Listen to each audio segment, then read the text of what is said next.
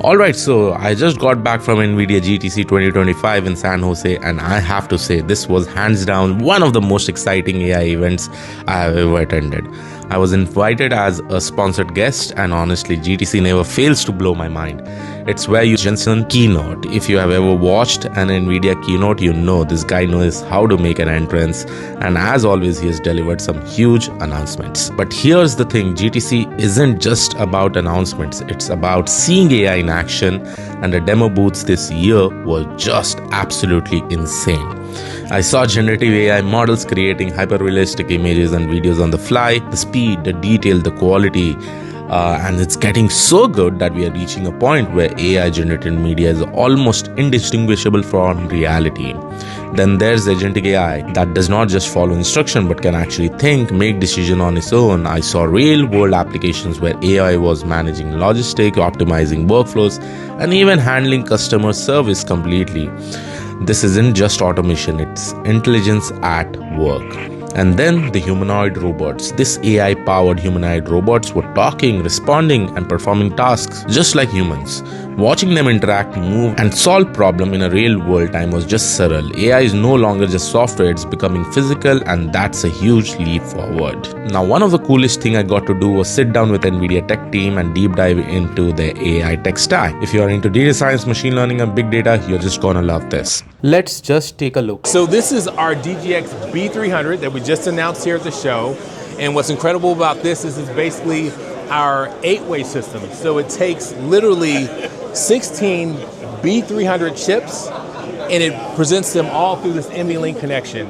And so what's great about this is that it allows you to deploy it in any typical air-cooled data center. And so it's really built for your mainstream data centers. So at the show, we also announced our DGX GB300. So this is our current gen GB200. So the good thing about this is basically 72 Blackwell GPUs, all connected via NVLink. So you have literally 18 compute trays, 9 networking trays, all connected fully over NVLink. This is the GB300, which we announced at the show. So this actually delivers 1.5 times more dense flops, so 1.1 exaflops of AI performance. And so you basically have, again, similar to this one, you have 9 compute trays, each with 4 Blackwell GPUs included. This also has the 9 NVLink network switch.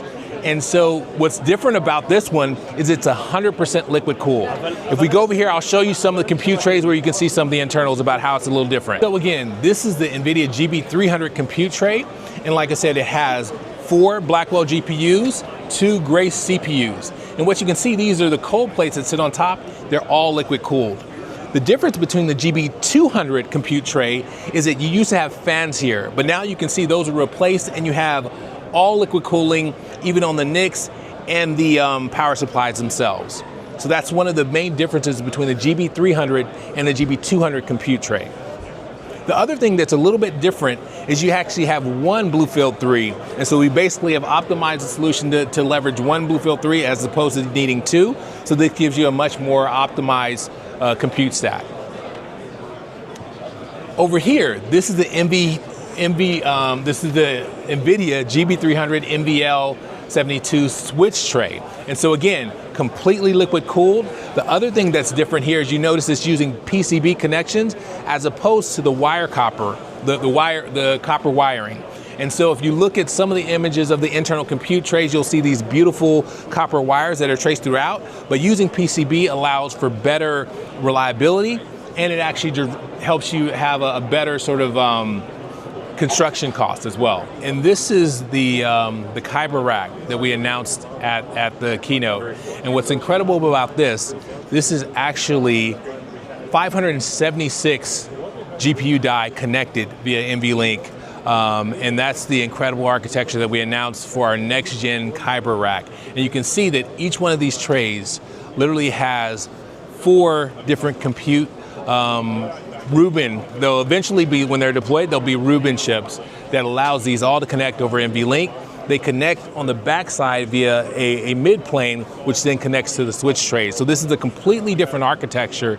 And then you have the sidecar here, which is powering this entire rack. And so this is compute density that's over 4 times more than the current gen, which we have over there. And it's also delivering much more performance. We talked about the AI careers, how it is evolving, and how new AI tools are shaping industries, and honestly, it just made me super proud to see them thriving in this particular space. So yeah, GTC 2025 was an amazing experience, from groundbreaking tech to meeting brilliant minds, from cutting edge demos to seeing AI shape the world in real time. AI is moving faster than ever, and I can't wait to see where it takes us next.